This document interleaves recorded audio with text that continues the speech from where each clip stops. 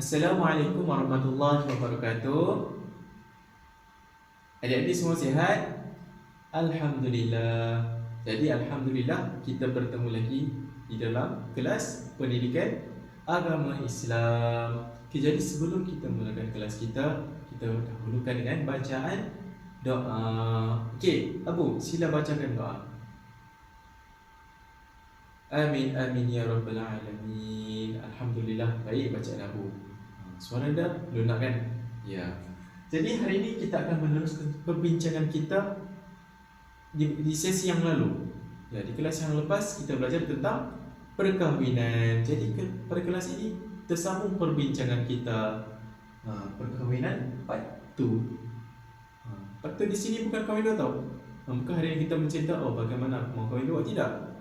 Tapi hari ini kita akan sambungan bercerita mengenai tentang apa yang ada tentang perkahwinan yang perlu kita tahu. Jadi bukan pasal kahwin dua tau. Jadi apa dia yang akan kita belajar hari ini? Okay. Sebelum itu kita ulang kaji sikit apa yang kita belajar sebelum ini. Sebelum ini kita belajar tentang beberapa perkara, betul tak? Kan? Yang pertamanya kita belajar apakah dimaksudkan dengan perkahwinan. Yang kedua kita baca tentang dalil. Yang ketiga tentang hukum perkahwinan. Dan yang terakhir kita belajar tentang rukun nikah. Yang ada berapa? 5. Ya, kamu masih ingatkan lagi kan rukun-rukun nikah? Alhamdulillah. Ni mereka ni sudah tidak sabar. Ni mau nikah kan? Sudah hafal semua ini. Jadi bolehlah nikah nanti. Okey, jadi hari ini kita akan fokus kepada 5 perkara yang seterusnya yang berkaitan dengan perkahwinan. Jadi apakah 5 perkara tersebut? Di sini diterangkan. Maknanya pada hari ini habis saja sesi pembelajaran pada hari ini. Maknanya kita akan boleh menjelaskan apa itu bagaimana memilih calon suami isteri, apa itu merisi, meminang, mahar dan walimatul urus. Jadi di sini kita akan belajar. Hari ini kita belajar 5 perkara. Yang pertama pemilihan calon, yang kedua merisi, yang ketiga meminang, yang keempat mahar dan yang kelima walimatul urus. Jadi tanpa membuang masa kita terus kepada perkara kita yang pertama. Apa dia itu? Pemilihan calon. Seperti yang kita tahu, kalau kita mau kahwin ini, kita mesti mencari pasangan dulu, betul tak? Kan? Bagaimana kita boleh berkahwin sekiranya tidak pasangan? Bolehkah kalau kita berkahwin dengan sendiri-sendiri saja? Tidak boleh kan? Jadi yang pertama kita perlu mencari pasangan. Jadi pasangan yang bagaimana yang harus kita cari?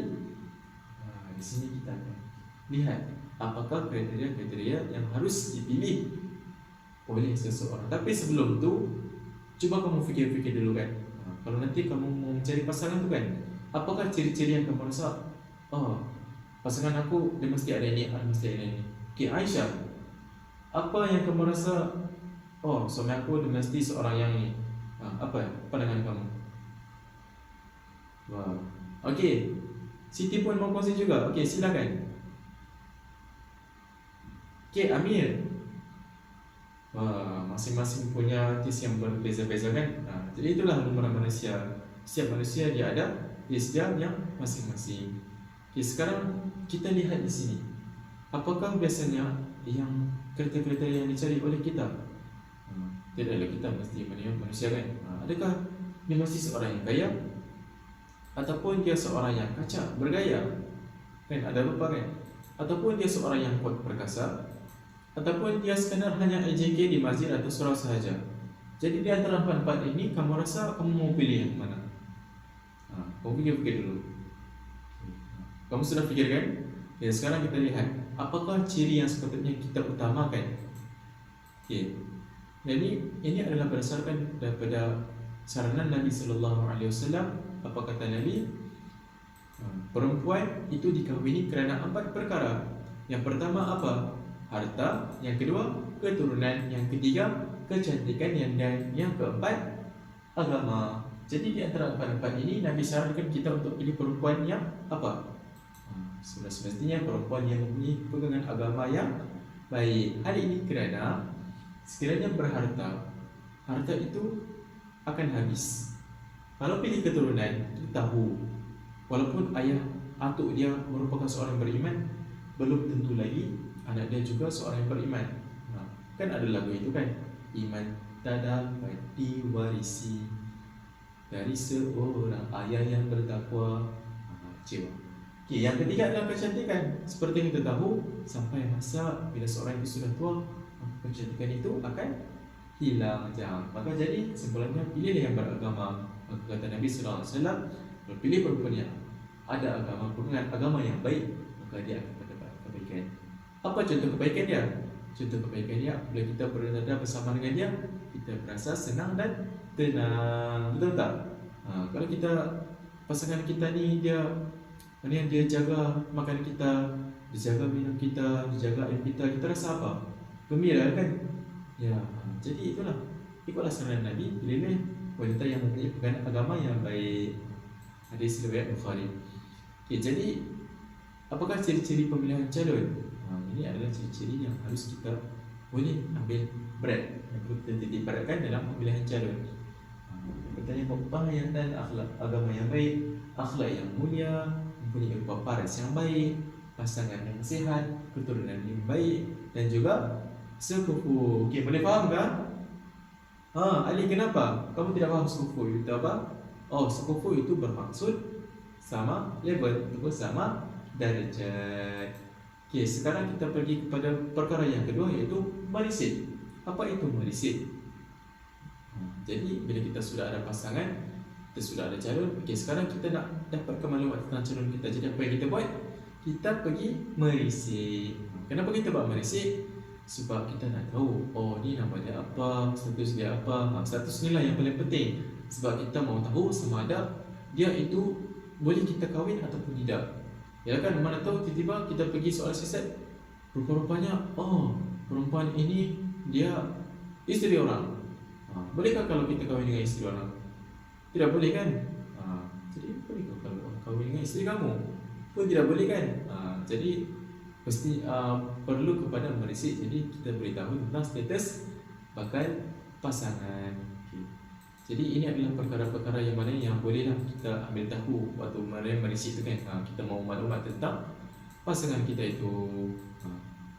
Jadi setelah kita dah merisit, kita nampak dia ni memang orang yang baik, status dia boleh kita kahwin. Jadi kita pergi pada peringkat seterusnya, itu kita pergi meminang. Meminang itu di mana seorang lelaki itu melamar seorang perempuan. Dia seolah macam cop lah, cop kau jadi isteri aku nanti. Itu adalah proses meminang dan hukumnya adalah sunat. Jadi waktu kita meminang itu ada dua anggota yang boleh kita lihat. Apa dia? Yang pertama muka, dan yang kedua adalah tangan. Kedua ini adalah dua anggota yang memang kita boleh lihat pada seorang wanita. Yang lain itu tidak boleh, kerana yang lain itu adalah aurat. Kecuali kalau kamu mau lebih-lebih itu, kamu perlu sah bergelar suami isteri dulu, kemudian tiada lagi aurat antara kamu dan isteri kamu. Kerana aurat itu tiada lagi sekiranya pasangan itu sudah bergelar suami isteri. Okay, sekarang kita pergi yang ketiga, yang keempat, iaitu mahar. Bila kita nak kahwin ni, mesti ada mahar. Jadi apa itu mahar? Mahar itu adalah pemberian yang bernilai yang diberikan oleh suami kepada isterinya dengan sebab akad, dan hukum dia adalah wajib. Maksudnya wajib seseorang suami itu memberi mahar ataupun pemberian kepada isterinya. Jadi apakah contoh pemberian dia? Pemberian itu tak kisah pun apa, yang penting ia merupakan sesuatu yang bernilai. Jadi tak kisah dia adalah rumah ke, emas ke, duit ke, yang penting dia bernilai. Okey, pandai. Okey, yang terakhir adalah walimatul urus. Walimatul urus, apa nama lain bagi dia? Ya, betul, Siti, kenduri. Kita tahu kalau orang kahwin dia mesti ada kenduri kan, yang pasang-pasang kemah tu, yang bunyi papa-papa tu kan, betul tak? Jadi itulah dinamakan kenduri. Dan kamu tahu tak, kalau orang datang panggil kamu untuk datang kenduri, kamu mesti memenuhi undangan dia. Kamu tahu tak? Tidak tahu? Sekarang kamu tahu bahawa sekiranya kalau ada orang yang ajak kamu untuk datang ke kenduri, maka kamu perlu datang kenduri tersebut. Hal ini berdasarkan daripada sabda Nabi sallallahu alaihi wasallam, hak muslim ke atas muslim ada 5, dan salah satunya adalah memenuhi undangan. Jadi kalau ada orang undang kamu mestilah pergi. Sebab ia merupakan adalah salah satu hak yang orang Muslim itu bertuntut ke atas kamu. Itu untuk kamu memenuhi undangan dia. Okey, jadi apa tujuan kenduri diadakan?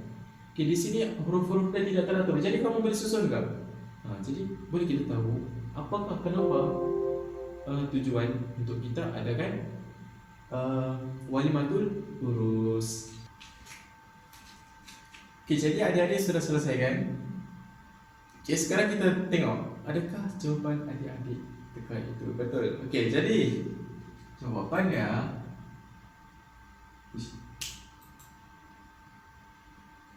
ya, betulkah jawapan adik-adik? Okey, jadi apa yang pertama? Syukur. Yang kedua, tibahan. Yang ketiga, ikatan. Jadi, apakah tujuan walimatul urus? Yang pertama, syukur, mensyukuri nikmat Allah. Jadi kenapa? Allah telah mensyariatkan perkahwinan kepada kita. Jadi, mana kita dapat memenuhi tuntutan fitrah manusia untuk memiliki pasangan, hidup berpasangan. Jadi itu yang pertama. Yang kedua adalah sebagai bahan. Betul tak? Kita adakan kenduri untuk kita beritahu orang ramai, oh, pasangan ini dia sudah kahwin. Jadi kalau mereka duduk bersama-sama, mereka duduk sekali, mereka duduk bermesra, jadi orang tidak kacau kerana orang tahu, oh, mereka ni sudah kahwin. Jadi sudah ada bagi mereka untuk duduk bersama, bersentuh-sentuh. Lepas tu yang ketiga adalah mengikatkan hubungan di antara dua buah keluarga. Kan, kita tahu kan, ada keluarga belah isteri, ada keluarga belah suami. Jadi bila kenduri ini masing-masing berjumpa, jadi mereka berkenalan. Di situ mereka jalinkan hubungan ikatan silaturahim. Jadi ini adalah 3 tujuan kenapa diadakan walimatul urus. Okey, tetapi mesti menjaga juga ada adab walimatul urus. Apa dia? Ada banyak, ada banyak. Dan di sini kita tekankan beberapa saja, 4 saja. Okey, yang pertama, kalau tuan rumah itu kita tahu dia mendapatkan harta dia daripada sumber yang haram, maka kita tidak seharusnya untuk datang ke kenduri rumah dia. Jadi yang kedua, apa dia? Jadi seharusnya tuan rumah itu menjemput kalau boleh semua lapisan masyarakat. Maknanya tidak terhad kepada golongan yang tertentu saja. Sebagai contoh, dia pilih orang-orang kaya saja. Jadi tidak patutlah. Sepatutnya kalau dia buat kenduri itu, dia jemputlah kawan-kawan dia yang mana yang muda, yang tua, yang miskin, yang kaya. Jadi semua dijemput. Yang ketiga adalah apa? Tidak berlaku perkara kemungkaran. Sebagai contohnya, seperti tidak mata aurat. Dan yang keempat, walimatul urus itu diadakan adalah bertujuan untuk mengiarkan hubungan silaturahim. Jadi itu sahaja pengajaran kita untuk hari ini. Jadi ini adalah kesimpulan mengenai tentang topik yang kita belajar hari ini. Yang pertama, kita belajar tentang 5 perkara. Yang pertama adalah pemilihan calon, yang kedua merisit, yang ketiga meminang, keempat mahar, dan yang terakhir walimatul urus. Jadi kamu sudah faham kan? Jadi ini ada tugasan untuk kamu.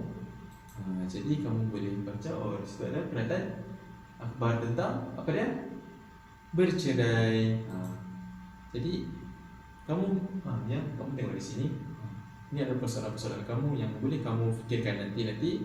Kamu boleh search Google, apakah kamu bincang dengan kawan kamu kah, kamu tanya cikgu kah, kamu dapatkan maklumat tentang isu ini. Boleh? Alhamdulillah. Jadi mengenai nota dan latihan, kamu boleh dapatkan nota dan latihan secara online. Di situ cikgu sudah letakkan banyak latihan dan nota untuk kamu rujuk. Jadi kamu bolehlah belajar sendiri selepas ini. Jadi sekian itu sahaja untuk kelas kita pada hari ini. Wabillahi taufiq wal hidayah. Assalamualaikum warahmatullahi wabarakatuh.